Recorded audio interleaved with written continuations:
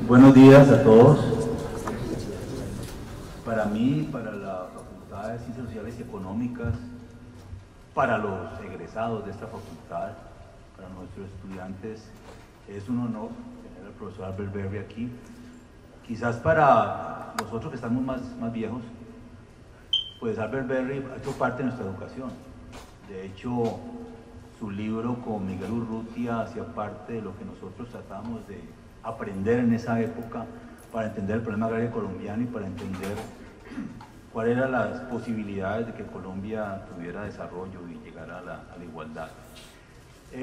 Albert Berry fue uno de los primeros asesores económicos que tuvo el país. Tuvimos muy buenos asesores, de paso, Locking Kerry, Albert Hirschman y el profesor Berry, que iniciaron, digamos, una especie de romance con Colombia y con sus problemas, un romance que incluso implica relaciones personales e implica también una relación permanente de pensamiento no solamente con el problema agrario colombiano, sino con el destino de Colombia como sociedad, como economía, como país. Y yo he notado que a lo largo de sus ya de 40 años, creo que hace más de 40 años, un poquito más, como 45 años, nunca ha dejado de pensar en el problema agrario colombiano. Si uno lee la bibliografía del profesor Berry, se va a dar cuenta que a lo largo de los años ha estado pensando y repensando el problema agrario y pensando también las oportunidades perdidas de reforma agraria y las dificultades políticas en que ha vivido la reforma agraria colombiana.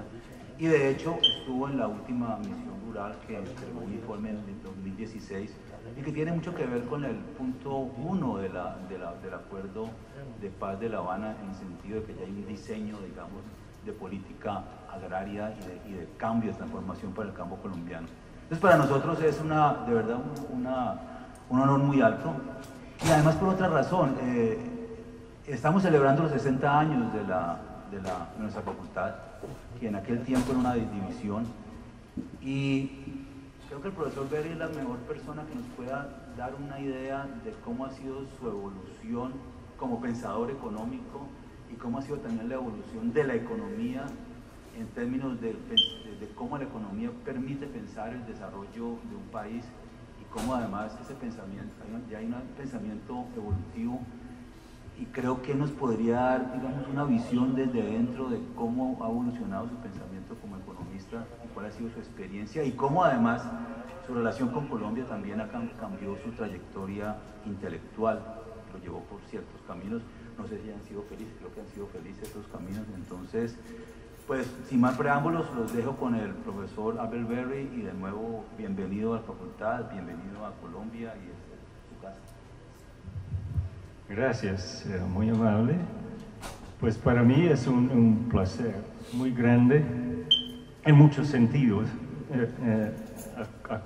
acompañarles en esta celebración, porque más o menos esta facultad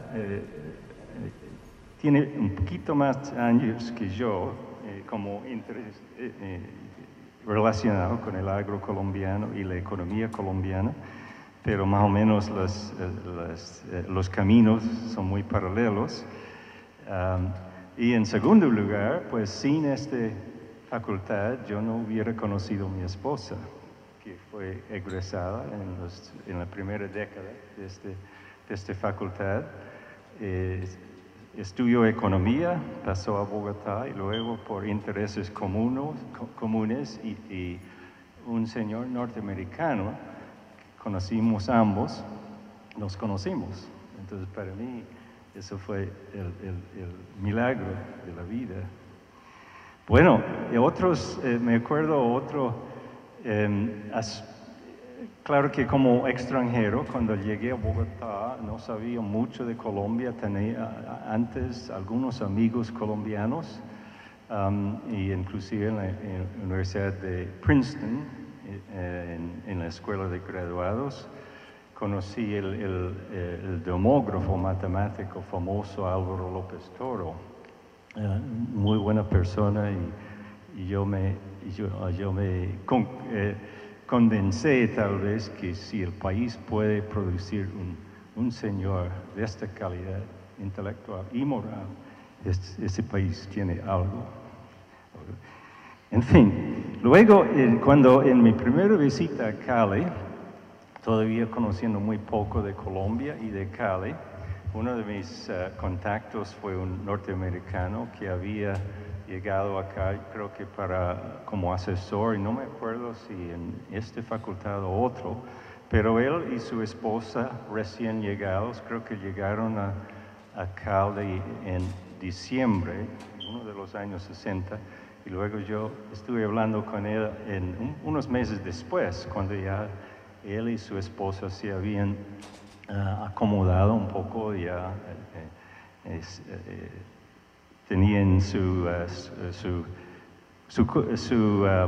experiencia de Cali. Entonces me contó que la primera cosa que le llamó la atención fue el hecho de que cada noche los caleños salieron a la calle para bailar. Entonces hubo un baile enorme en la calle, y noche tras noche. Y entonces él no sabía de eso de antemano. Y él y su esposa haciéndose la pregunta, ¿qué tipo de ciudad es esto? El baile muy alegre, la gente saliendo cada noche, y después de unos días, él y su esposa, no siendo muy especialistas en el baile, de todas maneras se metieron en la calle y empezaron a bailar, y una semana ellos acompañaban a los caleños en el baile de la noche. Y luego me contó que sabiendo tan poco de Cali, y pues las estaciones, ellos se habían convencido de que esto era una práctica permanente y que todo el año la gente iba a salir a bailar en la calle, ¿no? Y cuando finalmente salieron y no había otra gente, se sintieron decepcionados. Esto es una lástima, dice. En fin, entonces, desde el principio me di cuenta de que Cali tiene mucho de especial, Colombia también. Colombia es un país fascinante, difícil, complicado, como lo sabe todo el mundo, pero con muchos elementos positivos y que le atrae a uno como extranjero.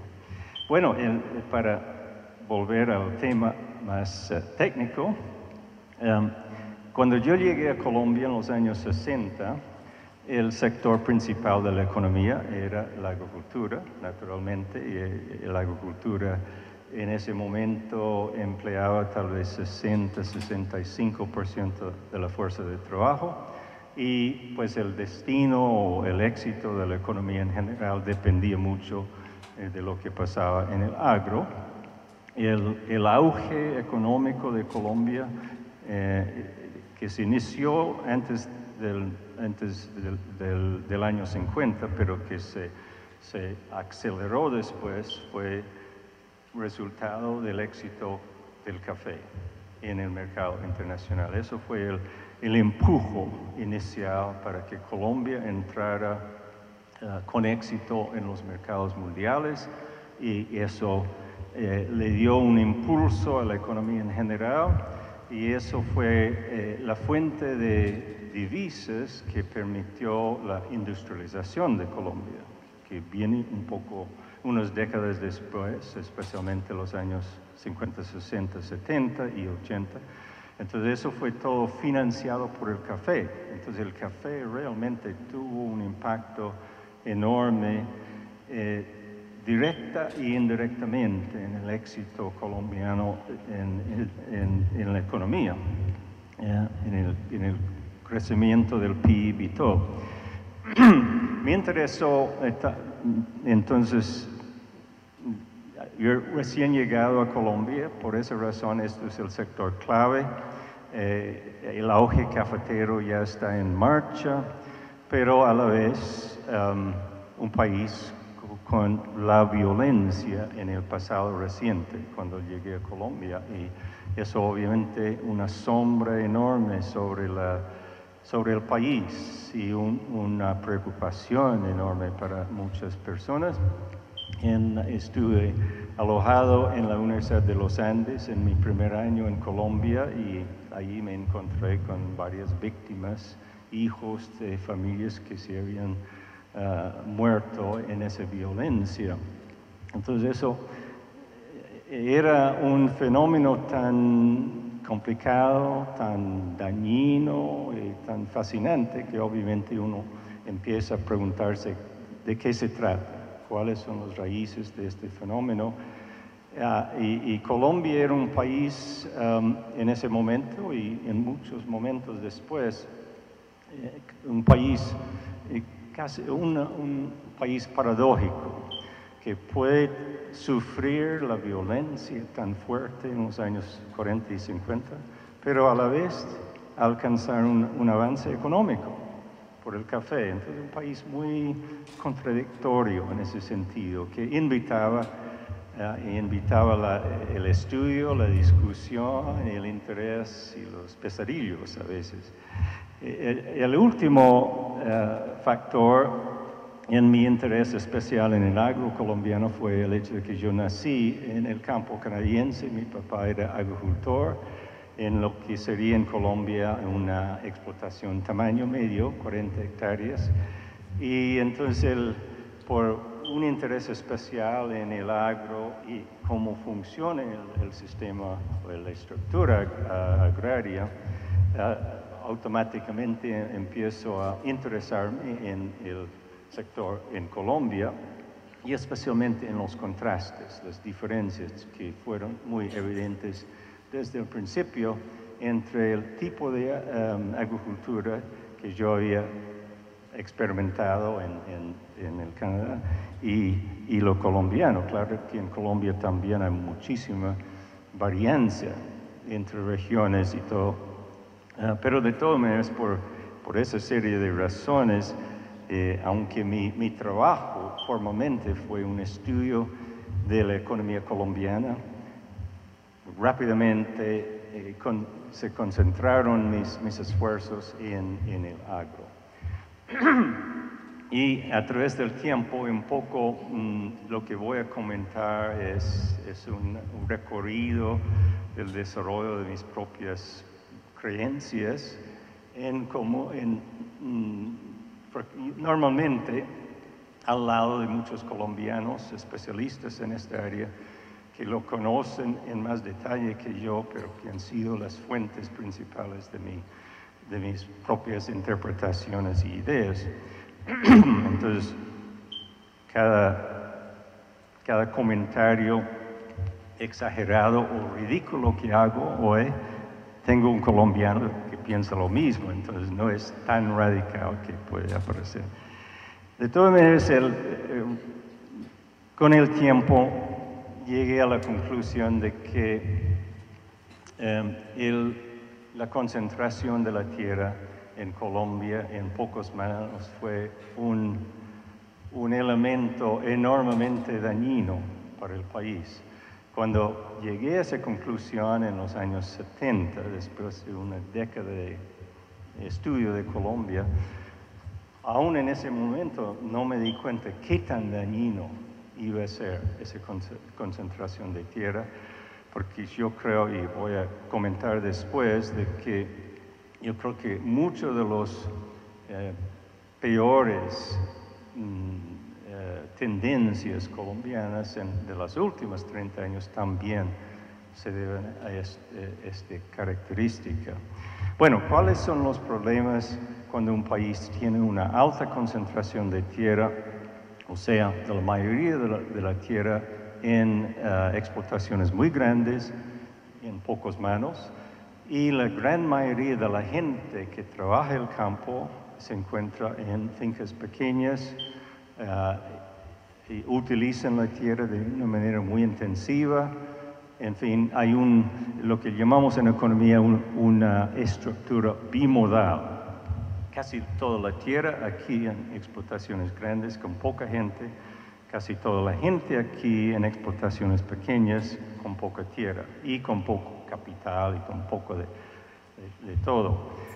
Entonces, eso obviamente es causa de una distribución desigual de ingresos. Eso sí lo intuye casi todo el mundo. Entonces no requiere un economista para decirle eso a la gente, especialmente a los pequeños que no tienen mucho ingreso y que les gustaría tener más tierra. Eso no es noticia. Pero lo que sí es menos evidente es de que este sistema bimodal es ineficiente en varios sentidos, pero en primer lugar en el sentido económico, de que no alcanza el nivel de producción agrícola total que hubiera sido posible al tener una distribución menos desigual. Eso, la frase que como que resume esta conclusión es la relación inversa, o sea, entre pequeñas unidades y grandes hay una diferencia en cuanto a la productividad de la tierra, y en promedio los pequeños alcanzan una mayor productividad de la tierra que los grandes. Eso en Colombia para conectar estos, la trayectoria, digamos, de mis propias creencias y todo, y este reconocimiento, digamos, de un aspecto importante del agro colombiano lo facilitó mucho el censo agropecuario del año 60.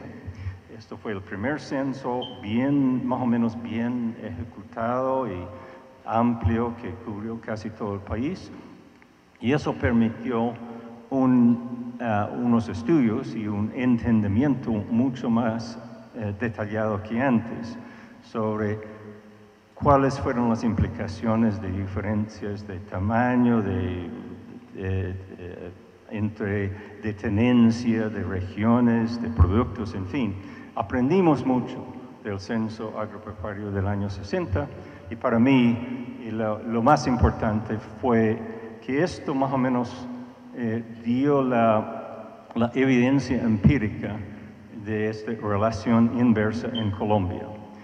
En ese momento, en el año 60, las pequeñas unidades de menos de 5 hectáreas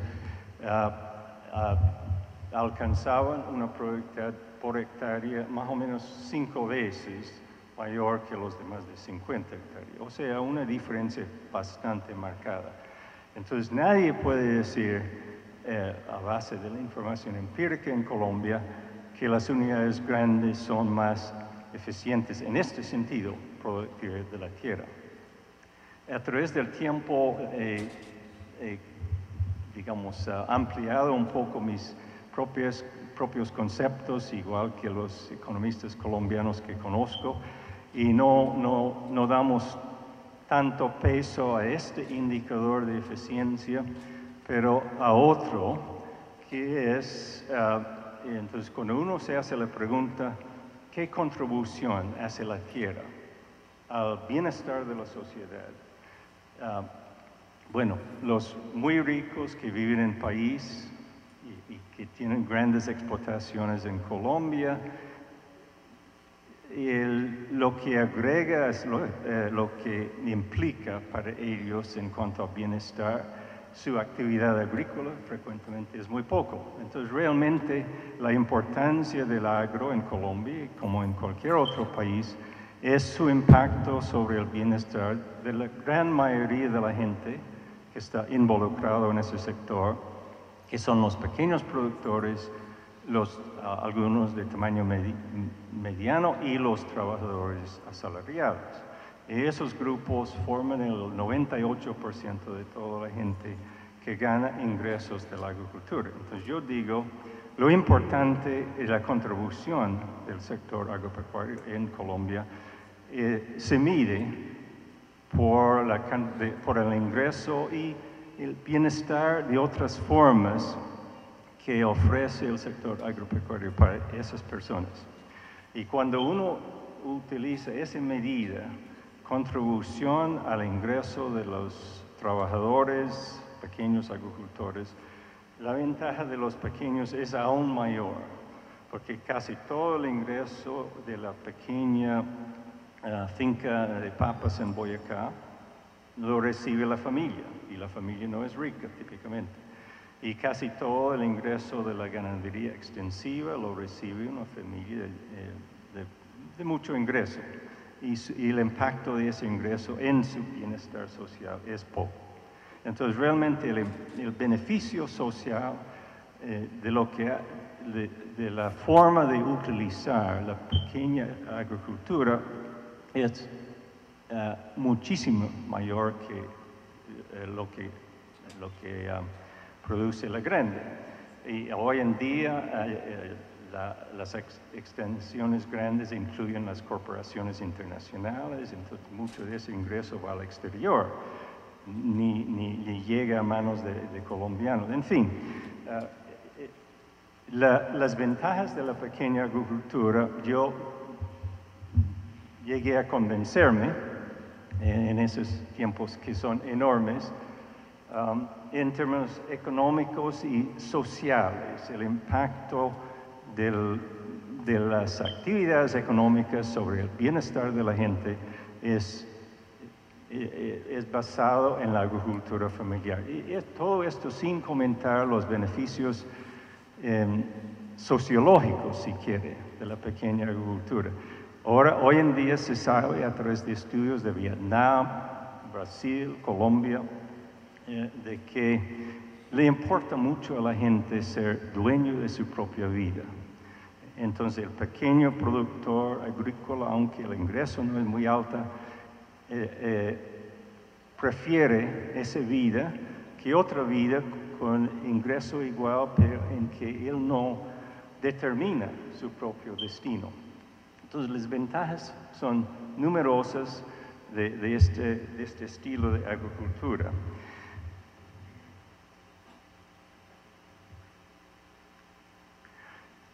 Yo no manejo muy bien el PowerPoint, entonces me adelanto y me encuentro que ya he dicho, bueno, esto sí no lo he dicho.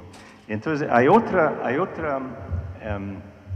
aspecto de la agricultura familiar que quiero enfatizar, que es distinto al impacto microeconómico, si quiere, o microsocial, que acabo de comentar, las ventajas de alta productividad de la tierra, de ser dueño de su vida, todo eso. Y es lo siguiente, cada país tiene un mercado laboral con diferentes sectores, pero con flujo, si quiere, migración de un sector a otro.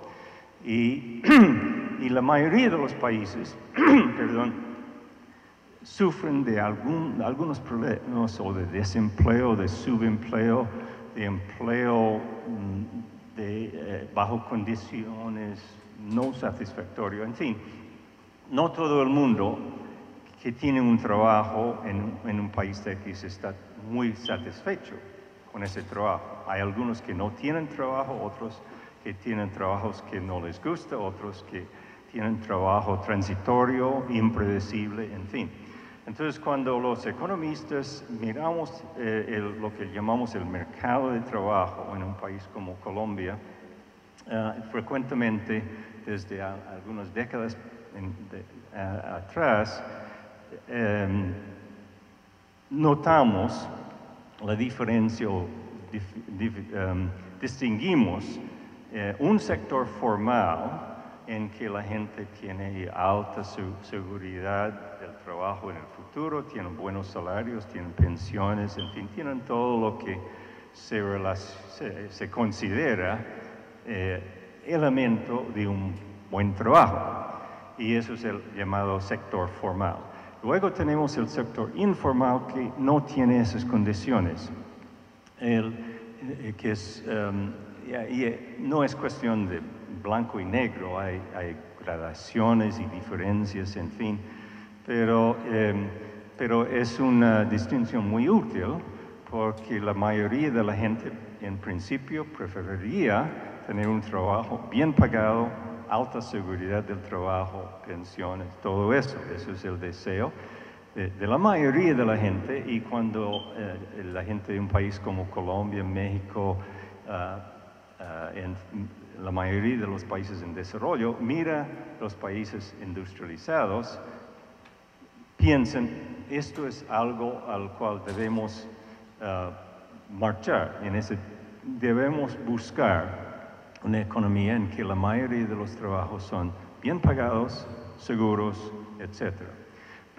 El sector llamado informal es el sector que no tiene esas características o no los tiene en el mismo grado. El sector de la pequeña agricultura es informal en este sentido, pero igual que los pymes industriales, a veces la gente alcanza un buen ingreso, pero hay inseguridades. Históricamente no había pensiones relacionadas al trabajo, entonces es un sector en promedio de menores ingresos y de menor seguridad económico y más fluctuaciones a través del tiempo. Entonces, para cualquier sociedad o país, un objetivo es hacer la transición entre una economía principalmente informal y una economía básicamente formal. Si uno mira un país africano como Kenia, hoy en día el 85% de la gente, o 90%, está en el sector informal. Casi todo el mundo. Muy poca gente en el sector formal. En Colombia, 60 y pico % en el sector informal, la minoría en el sector formal. Aunque ese porcentaje va creciendo lentamente, el porcentaje en el sector formal. Y en Colombia, como en muchos otros países, ha sido una decepción un poco para el país el lento avance hacia ese país de economía formal. Ha resultado más lento de lo que todos esperamos, los economistas colombianos, extranjeros. Hace 50 años yo creo que esperamos un avance más rápido y ha sido relativamente lento. Eso nos llega al punto que quiero hacer ahora. En el sector informal se puede hacer una división entre la pequeña agricultura, que es un componente grande, y todo el resto del sector informal, que incluye los vendedores ambulantes, los pequeños productores de productos alimenticios, de todo tipo de comerciante. Entonces el sector informal urbano es muy variado, pero según la mayoría de los economistas que analizan este sector, no tienen capacidades de absorber muy rápidamente mucha gente y al mismo tiempo mantener ingresos adecuados. Entonces, hay países, y Colombia en ciertos momentos ha sido uno de ellos, en que el sector informal urbano se ha inundado demasiado, con impacto negativo sobre los ingresos, resultado que hay mucha competencia en los rincones de ese sector informal. Y en Colombia ese resultado es un resultado natural de un proceso migratorio prematuro del campo por la violencia. Entonces en Colombia, después de la primera ola de violencia, 40-50, hubo un flujo enorme de personas en relación al tamaño de las ciudades. En esa época hubo una inundación del sector informal urbano y mucha gente en ese sector pagó el precio de que había demasiada competencia para esos pocos trabajos que habían como resultado de este flujo enorme del campo. En la ciudad de Bogotá, entre el año 51 y 64, 2 censos, entre las ciudades grandes del mundo, Bogotá era la ciudad que más crecía, a una tasa de 80% al año, que es increíble en términos comparativos, durante 13 años. Ningún país en el resto del mundo creo que alcanzó ni a 6%. Entonces esto fue una excepción enorme a lo que normalmente se ve y resultado de esa violencia que rompió las tendencias normales del proceso de migración, que es un proceso saludable bajo condiciones normales, mientras más puestos buenos se generan en la ciudad, más gente viene. Todo está bien, pero cuando hay un flujo prematuro de gente que no tiene alternativa, que tiene que irse a la ciudad, aunque no querían, eso tiene impactos negativos en muchos sentidos. Entonces, de esta última ola de violencia también hemos visto este impacto de lo que yo llamaría una sobreurbanización, por lo menos a corto plazo, al resultado de una migración prematura. Entonces, el punto final de todo esto es lo siguiente. Cuando la pequeña agricultura, en un momento dado, no alcanza su capacidad de generar ingresos, empleos, mantener feliz a la gente de ese sector, pues la gente tiene que buscar a la fuerza o no, tiene que buscar otras alternativas y esa gente sufre. Y la gente antes ocupando los puestos informales en las ciudades también sufre porque hay un exceso de competencia para esos puestos. Entonces, en este momento, por ejemplo, y en muchos periodos de Colombia, el no poder el país manejar bien y apoyar bien la agricultura pequeña ha tenido todos estos costos directos para la gente en ese sector, costos indirectos para mucha otra gente, ha tenido costos enormes.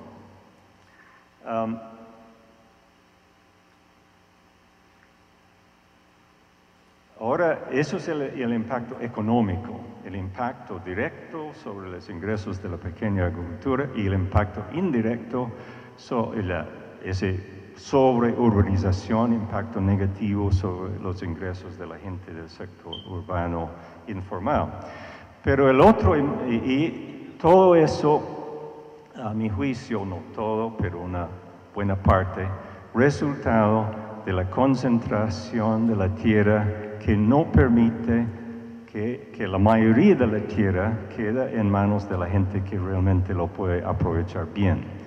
Entonces, ha tenido ese costo económico al cual acabo de referir, pero también ha tenido un costo político, social enorme. La desigualdad de la tierra, ya lo sabemos, mirando a Colombia y a muchos otros países, conduce casi naturalmente a altos niveles de conflicto, que no es ninguna sorpresa cuando uno lo piensa. Yo estoy allá, tengo medio hectárea, estoy sufriendo del hambre y al lado mío una explotación de 1000 hectáreas que no lo conoce el dueño. En fin, yo tengo un descontento. Y en ciertos momentos ese descontento se explota, como lo ha hecho en Colombia varias veces, en México, en muchos otros países. La guerrillera colombiana, la guerrilla, nunca hubiera existido en ausencia de esta concentración de la tierra. ¿Por qué pelear? La pelea fue por la tierra. Y solamente por el hecho de esa gran desigualdad se pudo nacer y desarrollarse esos descontentos y rabias que tenía la gente. Y no digo que me gusta la guerrilla, ni mucho menos, pero lo entiendo. Fue, a mi juicio, inevitable casi que ocurre ese proceso en Colombia. Y luego indirectamente la guerrilla ha sido la razón de ser, si quiere, de los paramilitares. Y en cierto sentido esto es una pregunta, no una conclusión a la cual he llegado. Pero yo dudo que la industria del narcotraficante hubiera nacido en Colombia o hubiera podido tener mucho éxito en un contexto de una agricultura igualitaria. Porque mucha gente en esa industria hubiera preferido hacer otra cosa, por muchos motivos. Inclusive la guerrilla, antes de meterse en la industria del narcotráfico para ganar mucha plata, tuvo una discusión moral y ética. ¿Debemos estar en eso o no? Eso es la guerrilla. Pero el pequeño agricultor hubiera tenido esa discusión en su familia también, una discusión ética. ¿Debo meterme en eso o no? Entonces, para mí es una pregunta, no digo que esa industria nunca hubiera existido en Colombia, pero cuando uno se hace la pregunta, ¿en cuáles países tenemos el narcotráfico? No existe en ningún país que yo conozco con un acceso más o menos igualitario a la tierra. Simplemente eso no es un campo fértil para esta industria. Bueno, eso, entonces, con la violencia, cuando llegué a Colombia, la violencia vieja de los años 40 y 50, la interpretación típica en Colombia y, digamos, el libro más famoso, La violencia en Colombia, por Guzmán, Falsborda y otro autor, era tal vez la Biblia para entender y meterse en los detalles de ese proceso. Y la interpretación en ese momento era que este es un fenómeno político principalmente. Digamos, se trata de los odios entre los conservadores y los liberales. Y obviamente ese factor jugó un papel importante, indudablemente. Pero otros autores en años posteriores han modificado esa interpretación de la violencia, lo que llamo la violencia vieja, porque era la ola antes de la Segunda Guerra, o durante la Segunda Guerra, que la tierra, las peleas, el deseo de acumulación de tierra, era también un factor muy importante en ese conflicto. Gonzalo Sánchez, colombiano, o Catherine LeGrand, canadiense, se han metido en ese área mucho, y ahora yo creo que es un consenso de que esa violencia tuvo también mucho que ver con la tierra. Entonces interactúa con los odios, pero hubo mucha concentración de la tierra durante la violencia. Entonces yo creo que eso no fue ninguna coincidencia. Entonces, para mí, esa concentración de la tierra y el conflicto alrededor de la tierra tiene mucho que ver con todas las maldades que ha sufrido Colombia en el siglo pasado, empezando seguramente por esto de la vieja violencia. Ahora, hablando en términos negativos hasta el momento, los problemas con la violencia, para mí el mal manejo de la política agraria en el sentido de permitir una concentración tan alta de tierra, y no solamente permitirlo, pero apoyarlo a través de la política. Pero Colombia en el siglo XX también ha tenido unos éxitos enormes, que en esos sentidos ha sido uno de los países que ofrece lecciones muy importantes a otros países, porque ha podido manejar ciertos contextos en forma muy exitosa. Entonces, esto lo llamo la época de oro en Colombia, desde los años 60 hasta principios de los 80, y termina más o menos con el narcotráfico, digamos, y después de la primera ola de violencia, y hasta la segunda, tenemos un periodo mucho más tranquilo que antes o después, en esos términos de violencia, es un periodo de tranquilidad relativo, pero también es un periodo en que algunos de los gobiernos colombianos se metieron en forma muy seria a resolver problemas grandes del país, y eso para mí es la época en que uno, tal vez por primera vez en Colombia y tal vez en América Latina, puede ver un recurso humano enorme que se presta para resolver problemas. Claro que Colombia tenía muchos problemas y los colombianos tenían mucho incentivo como para resolver esos problemas, pero de todos modos fue un proceso impresionante para mí y me acuerdo muy bien haber compartido con colombianos en ese tiempo un optimismo, digamos, de que Colombia ha llegado a un punto de inflexión. El futuro para Colombia va a ser muy bueno porque ya hemos dejado en el pasado la violencia grande y estamos atacando en forma muy seria los problemas, la pobreza que tenemos, y entonces estamos mostrando, digamos, de que somos capaces de hacer mucho. Para mí, entonces, este periodo es la prueba de lo que puede hacer Colombia cuando se organiza bien y cuando tiene un contexto favorable. Desafortunadamente nadie o casi nadie podía predecir la pronta llegada del narcotráfico que realmente hizo muchísimo daño y le sacó a Colombia de este camino muy prometedor para mí.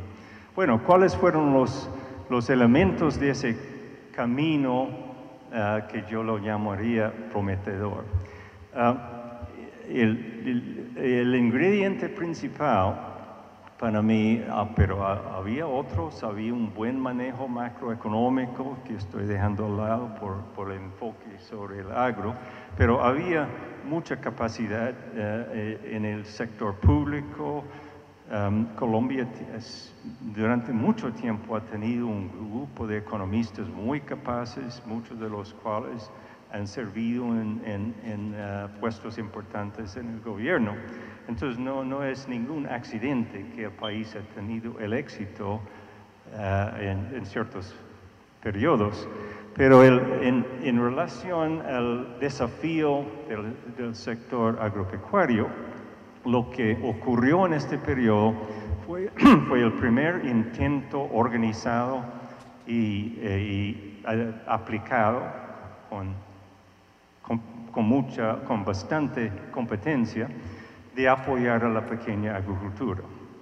Y eso tenía diferentes elementos. Uno fue el conocido DRI, Desarrollo Rural Integrado, y había un intento de hacer una reforma agraria. Eso no rindió muchas frutas por las barreras que siempre han sido presentes en Colombia. Pero el éxito fue en este apoyo a la pequeña agricultura. Y el éxito, cuando comparamos los economistas, cuando tratamos de identificar en los últimos 50 años o más cuáles han sido los países más exitosos, siempre los primeros que se comentan son los del sureste asiático, Taiwán, Corea, Japón, después la China, que han alcanzado tasas de crecimiento enormes, 6, 7, 8, 10% al año. Y a la vez, en algunos casos, lo han hecho con igualdad, digamos. Todo el mundo ha podido compartir en ese éxito. Y muchos en América Latina, cuando esos éxitos empezaron a presentarse en el sureste asiático desde los años 50, mucha gente en América Latina, pues mirando, pensando, ¿eso es posible para nosotros tener un crecimiento con igualdad a ese nivel? Muchos pesimistas diciendo que la cultura es distinta, los chinos están dispuestos a trabajar 16 horas al día, nosotros queremos bailar en la calle, en fin. Entonces, y entonces había muchas dudas por razones culturales, tal vez falta de confianza, que hasta poder tener éxito, uno le hace falta confianza. Pero este periodo en Colombia, que duró unos 15 años, hubo un éxito igual a esos casos del sureste asiático. Durante un tiempo más limitado, no todo el país, pero los ingresos de los pequeños productores y de los trabajadores agrícolas aumentaron 6, 7, 8% al año durante más de 10 años. Entonces eso sí es un éxito impresionante. Y no fue ninguna coincidencia, porque el país había tomado medidas que se han criticado por no ser perfectos, cierto, pero que fueron muchísimo mejor de lo que habíamos visto antes. Entonces, esto fue un avance importante que para mí y para mis amigos en la economía colombiana fue un punto de inflexión en cuanto a nuestro optimismo. Colombia tiene la capacidad de hacer de los mejores del mundo, lo que ellos han hecho. Entonces, eso fue una época de éxito y optimismo. Luego viene la industria del narcotráfico, que por todo tipo de mecanismo dañó ese éxito. Le quitó continuidad, en algunas cosas le hizo daño directo, en otras cosas. Y entonces el crecimiento económico de Colombia empieza a dañarse con la llegada de esa industria. El país tuvo un éxito de crecimiento de 5%, que es bueno. No es tan bueno que los países asiáticos, pero que es muy bueno, entre el año 50 y el año 80, que cubre este periodo de oro.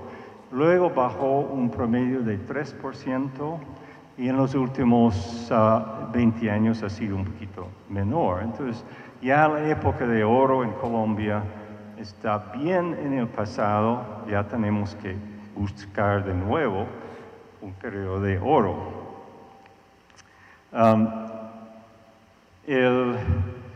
Ese periodo de oro, tal vez lo debo llamar periodo ¿cómo se dice? Silver. Sí, porque lo que faltaba, lo que lo hubiera hecho de igual éxito que los países asiáticos, lo que hacía falta fue una reforma agraria. Entonces, para mí hay dos ingredientes para el éxito de la pequeña agricultura en Colombia. Uno, que es el avance tecnológico en la pequeña agricultura, y eso sí se alcanzó por políticas bien diseñadas, bien implementadas. Y el segundo es la reforma agraria, que transfiere tierra de los grandes a los pequeños, y ese ingrediente lo tenían los países éxitos de la Asia. Todos acabaron con las explotaciones grandes, tenían un techo bajo en cuanto al máximo de tierra que podía tener una familia, y entonces empezó la aceleración económica de esos países y siguió, digamos, durante un largo tiempo esos países alcanzaron un éxito enorme. En Colombia tuvimos el primer ingrediente, pero no el segundo. Entonces, por definición, el éxito iba a ser o parcial o de un periodo más limitado que en el caso de la Asia. Y el famoso acuerdo de Chicoral del año 74, en el gobierno de Pastrana cerró la puerta para la reforma agraria durante ese tiempo en Colombia, y eso fue junto con la llegada de la industria narco, una de las fuentes de un aumento de conflicto en el campo, porque las esperanzas que se había generado en el gobierno anterior de Lleras, posibilidades de una transferencia de tierra, cuando se cerró la puerta, eso aumenta por definición casi el descontento de mucha gente, y entonces había muchas fuentes de descontento y entonces de violencia y conflicto en ese periodo. El costo de esta segunda ola de violencia y de malas políticas agrícolas, falta de apoyo a la pequeña agricultura, algunos de los costos se pueden medir y otros no, pero uno de los costos se mide en términos del número de desplazados. Voy a volver después a ese tema, pero Colombia queda entre los 4 países del mundo con el número mayor de desplazados. Los estimativos entre 4, 5, 6 millones en este país, un número igual en el Congo, Sudán. Entonces estamos en compañía muy mala en ese sentido. Entonces eso ha sido uno de los costos enormes de esta segunda ola de violencia. Pero lo que ha perdido el país no es que dejó de hacer lo que estaba haciendo antes por gusto, pero el conflicto con la guerrilla, ya metido los paramilitares, eso tuvo un costo fiscal muy alto también, un costo en el sentido que los gobiernos tenían que darle mucha atención a ese conflicto, y eso les quitó la capacidad de mirar los otros problemas y seguir el avance que se había alcanzado antes en esta política agraria.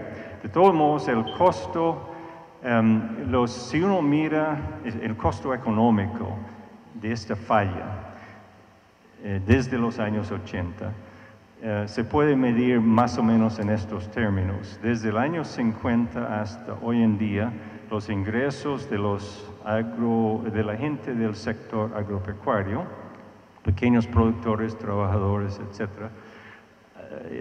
ha habido un éxito, principalmente en ese periodo de oro, y en total sus ingresos se han duplicado, 100% el aumento de ingresos durante 60 años. Eso es un avance, pues mucho mejor que nada, pero es lento, y al tener políticas buenas, ese aumento no hubiera sido de 100%, pero de 300%, lo que se ha perdido por no poder avanzar con una reforma agraria y por no poder mantener esa política a favor de los pequeños. El costo, entonces el ingreso promedio de este grupo es la mitad de lo que hubiera podido ser. Y con buenas políticas y buen éxito en esta área, Colombia hoy en día no tendría casi nada de pobreza, casi 0,1%. Lo que pasó en esos países asiáticos, la pobreza se fue durante 15 años, ¡puf!, se explotó. Entonces el costo ha sido enorme. Volviendo a esto de ¿cómo se explica el gran número de desplazamientos en Colombia? Estamos en compañía de Congo, Sudán, Siria. El aspecto tal vez menos obvio, por lo menos a los economistas, de la concentración de la tierra, es que es parte de un paquete, contribuye a lo que yo llamo injusticia rural, injusticia vertical, injusticia entre los poderosos y los sin poder. Injusticia vertical, cuando uno tiene una alta concentración de tierra, tiene reglas ambiguas en cuanto a quién es dueño de la tierra, tiene todo tipo de problemas. Eso es parte de un paquete de injusticia enorme.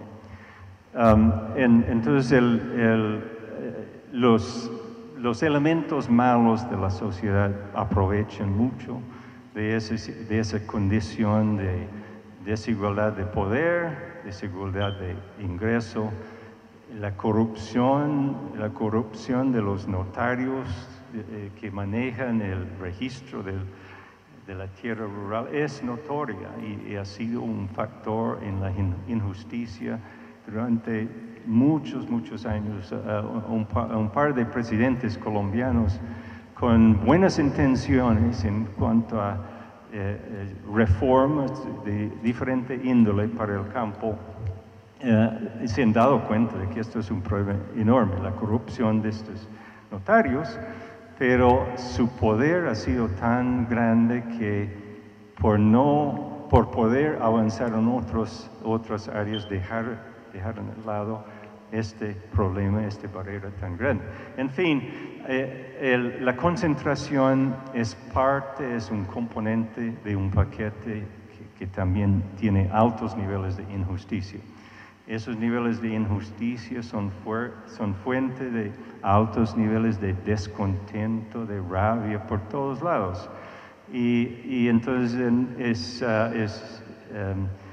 no se puede culpar a ningún grupo porque todos los grupos hacen maldades a otros. Hay un círculo vicioso de rabia, injusticia, etcétera, que es muy difícil calmarlo y dejarlo ya en la historia.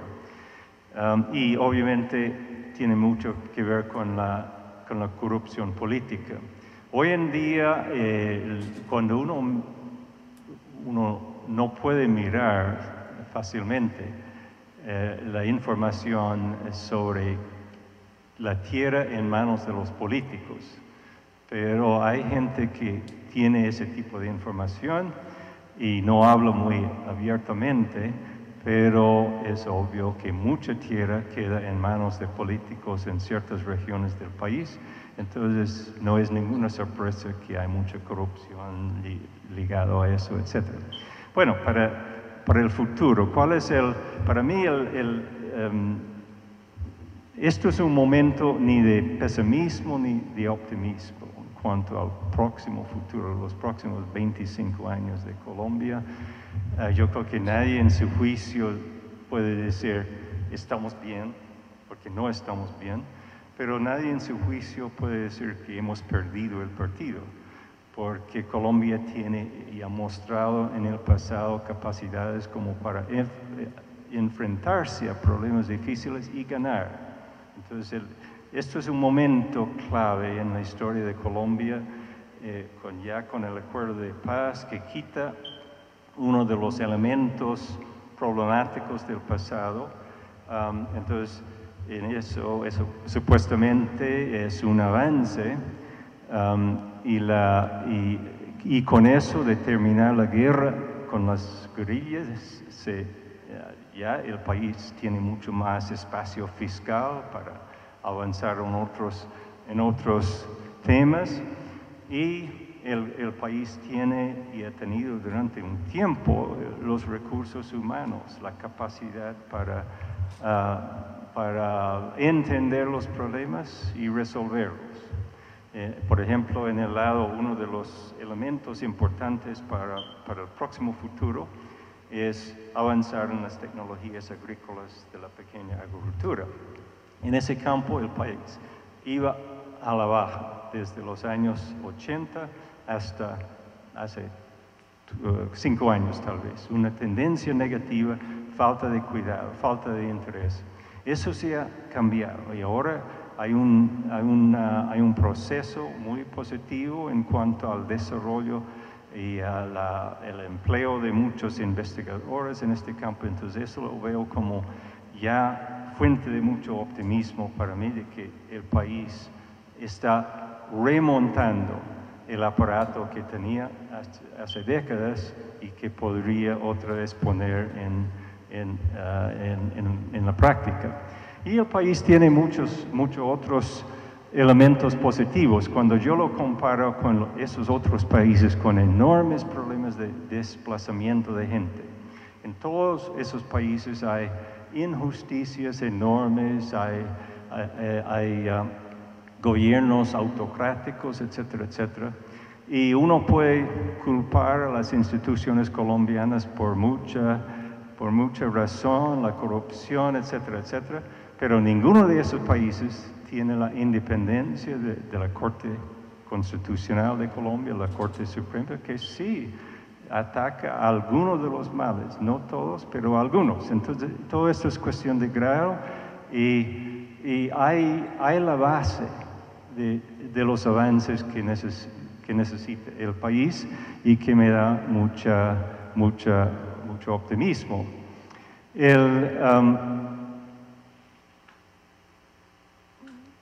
El desafío principal en el agro, y sin un avance en el agro, eso limita los avances posibles en el país entero, por lo que acabo de comentar. El mercado laboral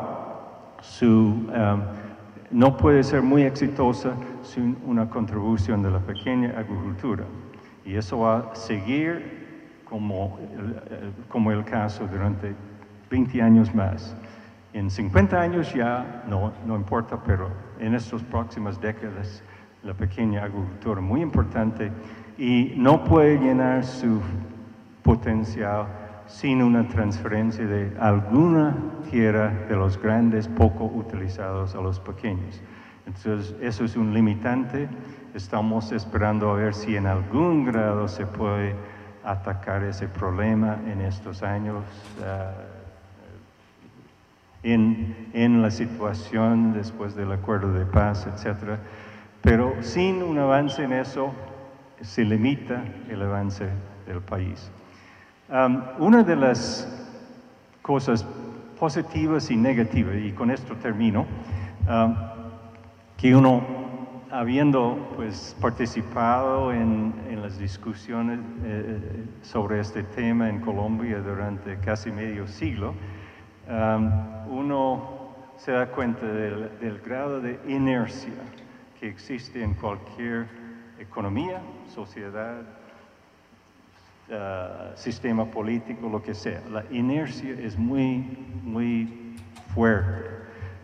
Entonces, los países de alto nivel de desigualdad de ingreso, Colombia, Brasil, entre ellos, no podrían. Sería absolutamente un milagro, pero más que un milagro, si ellos fueran a alcanzar rápidamente la igualdad de Taiwán, porque la inercia es tan fuerte. Entonces uno tiene que limitar sus esperanzas porque la inercia en las instituciones, en los patrones de comportamiento y todo eso, y alrededor de esto, en el nivel de injusticia, la inercia negativa es muy fuerte, pero la inercia positiva también es fuerte. Entonces, Colombia ya ha tenido tantos éxitos en diferentes áreas que al aprovechar esas experiencias en el pasado, en el agro, se trata de ese periodo de oro,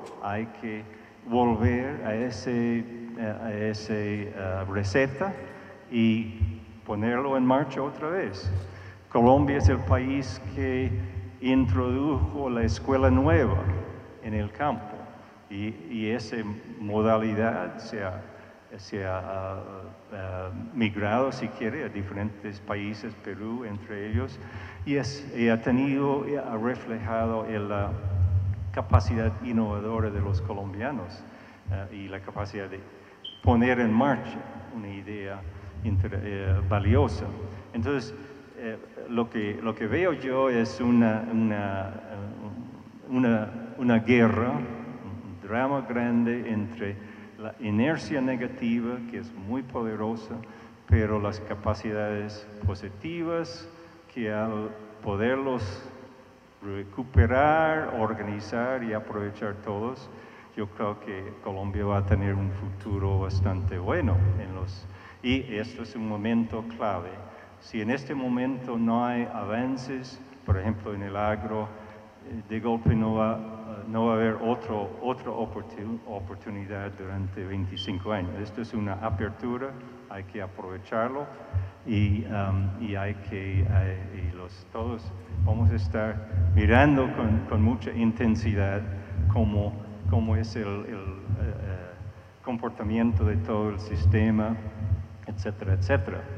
Pero para terminar y para volver al tema de este evento y la celebración que ustedes están llevando a cabo, esta gran capacidad que tiene Colombia ahora de afrontarse con muchos problemas en el área del agro, otras áreas de la economía, es en buena parte fruto de lo que se ha hecho en estos 60 años, 50 años, en el desarrollo de la capacidad de análisis, etcétera, y el interés de tanta gente en los problemas de Colombia. El contraste con hace 50, 60 años y hoy en día es enorme.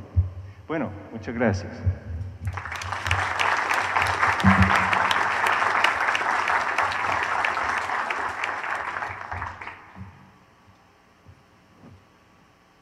Muchas gracias al profesor Berry por el panorama. Que ha experimentado la apertura a los mercados internacionales que ha experimentado Colombia más o menos desde principios de los 90, con la apertura del presidente Gaviria y luego con los tratados bilaterales posteriores. Apertura, un poco de historia intelectual tal vez de la apertura para los que no lo han estudiado tanto. Ha habido durante mucho tiempo libre comercio, todos lados. Y luego hay los proteccionistas que tienen la ideología contraria.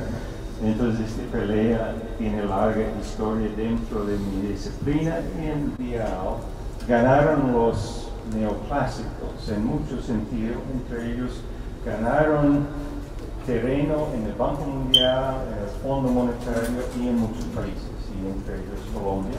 Entonces había una tendencia favorable al libre comercio.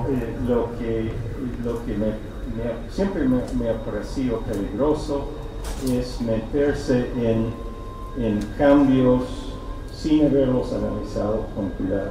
Entonces, en el caso de Colombia, esa apertura, no había un reconocimiento suficiente de que en el mismo momento, al entrar Colombia con más fuerza en los mercados internacionales, otros países como la China lo iban a hacer también.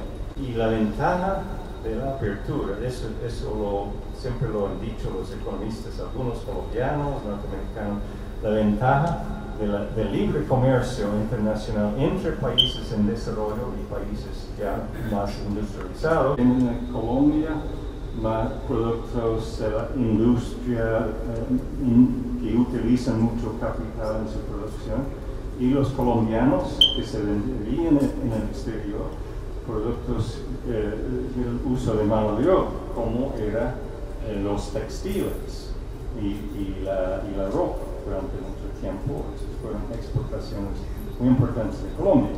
Entonces, países con salarios mucho menores que los de Colombia, y eso les quitó a los países latinos la gran parte del beneficio de ese acto de la apertura. No llegan a conclusiones muy fuertes ni en pro ni en contra, pero lo que sí es claro es que la apertura no ha sido fuente de mucho beneficio, porque en tal caso hubiéramos visto un auge fuerte en la tasa de crecimiento. Eso ha sido pequeño, probablemente negativo, pero no estoy seguro. Pero lo que sí me preocupa mucho más es el impacto en ciertas industrias, en algunas industrias que sí generan mucho empleo. Entonces, para mí, sí, yo creo que inclusive para los que participaron